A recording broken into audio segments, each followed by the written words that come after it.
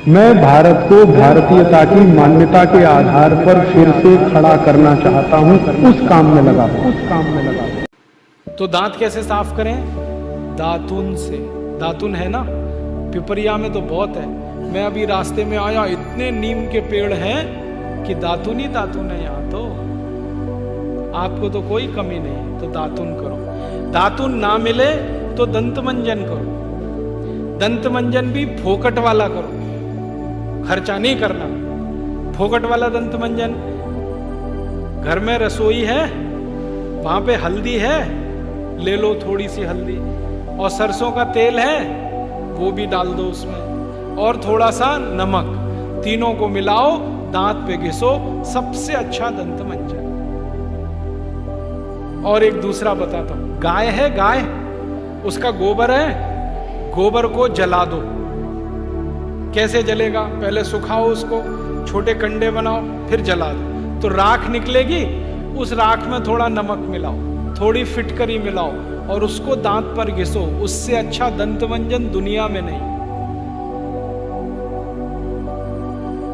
और एक तरीका बताता हूं, नींबू है ना, नींबू हम सब्जी में निचोड़ते हैं, अब छिलका बच गया, इसको फेंकना नहीं, छिलके को उलट दो, अंदर का हिस्सा बाहर निकाल दो, उस पे नमक रगड़ के ऐसे ऐसे दांतों पे घिसो, दांत एकदम साफ।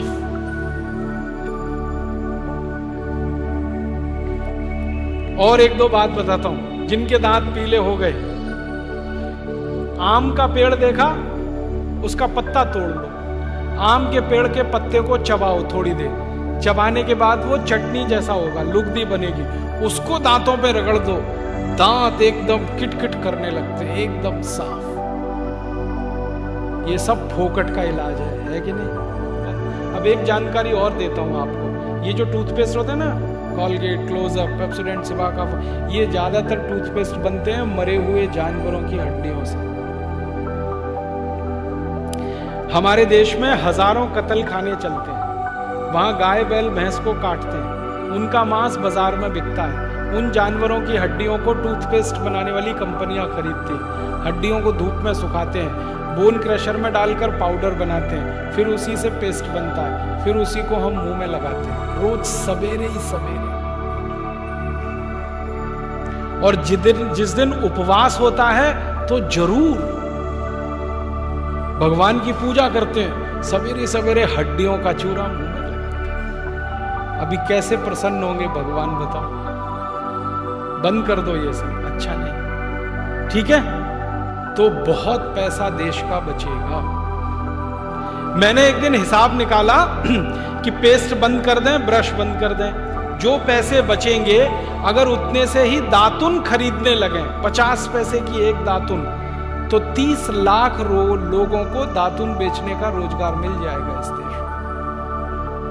आप कभी बंबई जाना, बंबई के सब रेलवे स्टेशन में दातुन बिकता है, 1 रुपए का 2, 2 रुपए का 3। ये बंबई में हो सकता है तो पिपरिया में भी हो सकता है।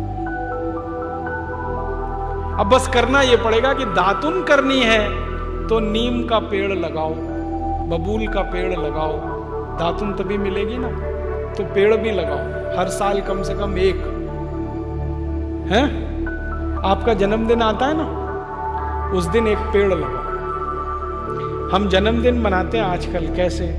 केक खरीद लाते हैं, फिर मोमबत्ती लाते हैं, फिर केक के चारों तरफ लगाते हैं, फिर दिया सलाई से जलाते हैं, फिर उसी को फूंक मार मार के बुझाते हैं। क्या मूर्ख लोग हैं! उसको बुझाना था तो जलाया क्यों?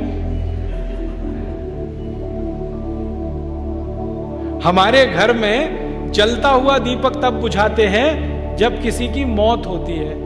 तो जन्मदिन हुआ कि मरण दिन, तो मत मनाओ। तो कैसे मनाएं जन्मदिन?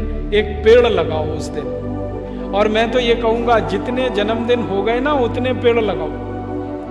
मान लीजिए 14 साल पूरे हो गए तो 14 पेड़ लगा दो। कहां लगाएंगे? घर के सामने लगा दो, घर में जगह नहीं तो पड़ोसी के घर में लगा दो, दोस्ती हो जाएगी। और पेड़ तो रहेगा जिंदगी भर, आप तो चले जाओगे। नीम का पेड़ अगर लगाया तो 500 साल जिंदा रहता है, आप तो 100 साल में ही मर जाओगे, वो पेड़ तो 500 साल रहेगा। और एक पेड़ आपने लगा दिया हजारों रुपए की ऑक्सीजन देता, ऑक्सीजन ही हमें चाहिए, वो पेड़ से ही आती है। तो हर दिन, हर जन्मदिन पर पेड़ लगाएं, ऐसे जन्मदिन मनाएं।